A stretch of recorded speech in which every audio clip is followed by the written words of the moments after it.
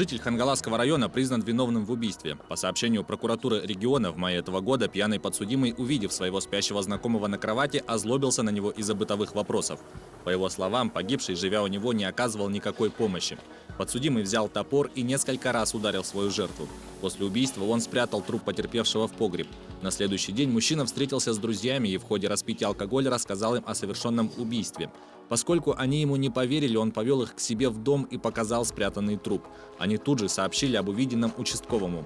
Вину в совершенном преступлении он так и не признал, утверждая, что убийство совершило другое лицо. Однако отмечается, что государственный обвинитель представил суду убедительные доказательства его виновности. В результате мужчину приговорили к 8 годам лишения свободы с отбыванием наказания в исправительной колонии строгого режима. Якутянку осудили за причинение тяжкого вреда здоровью в городе Ленске. Об этом сообщает прокуратура Якутии. 39-летняя местная жительница в мае прошлого года выпивала со своей знакомой. Во время застолья женщины поссорились, и подсудимая, держа в руках пустую стеклянную бутылку из-под вина, ударила потерпевшую по голове.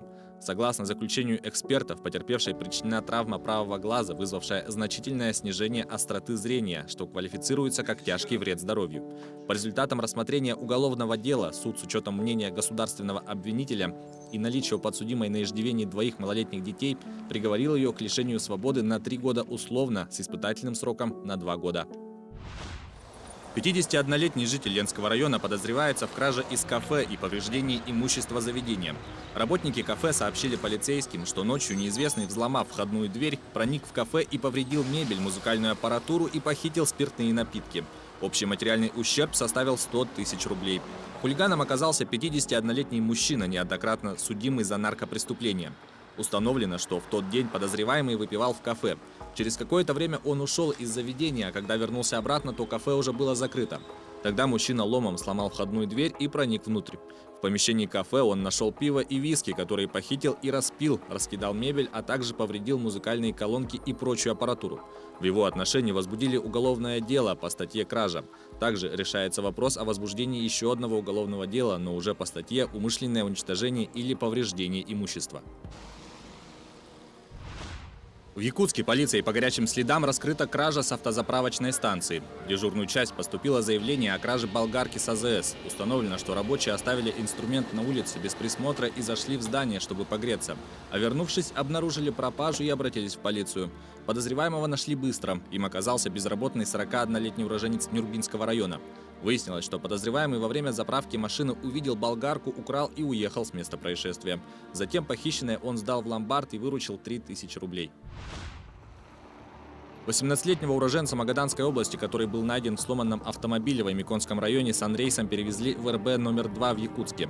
Ночью 5 декабря в 120 километрах от села Томтор Аймиконского района участковый обнаружил машину Toyota Chaser с поврежденным радиатором, в салоне которой находились двое молодых людей. К моменту обнаружения один из них скончался, второго юношу с признаками обморожения транспортировали в ближайшее медицинское учреждение – больницу Аймиконского района.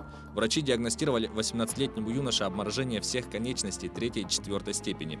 После оказания экстренной медицинской помощи пострадавшего в сопровождении медиков направили в Уснеру. По сообщению МВД, юноши ехали по заброшенной трассе. Установлено, что молодые люди следовали из Якутска в Магадан. По предварительным данным, в ночное время в условиях низкой температуры наружного воздуха около минус 50 градусов Цельсия молодые люди сбились с пути. В настоящее время устанавливаются обстоятельства произошедшего. Для установления причины смерти молодого человека будет проведена судебно-медицинская экспертиза. Житель Якутии лишился около 40 тысяч рублей с банковской карты после телефонного разговора с мошенником. Со слов мужчины, ему позвонила супруга и попросила ответить на звонок с неизвестного номера и продиктовать реквизиты его банковской карты. Женщина сказала ему, что нужно помочь ее подруге, которая продавала товар на одном из бесплатных сайтов, а покупатель может перевести деньги только на карту банка ВТБ, которой у нее не оказалось.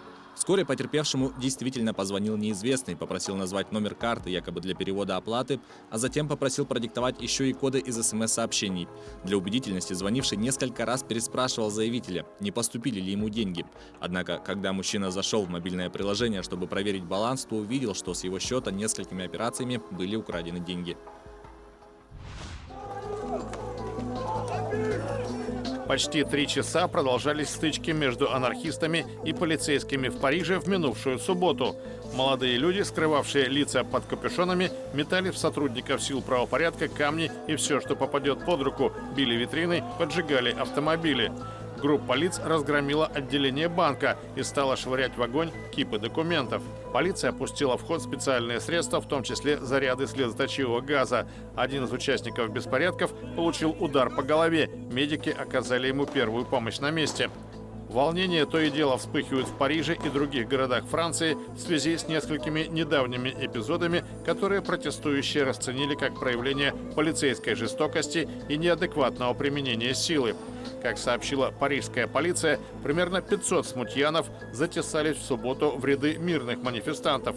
Несколько десятков погромщиков были задержаны.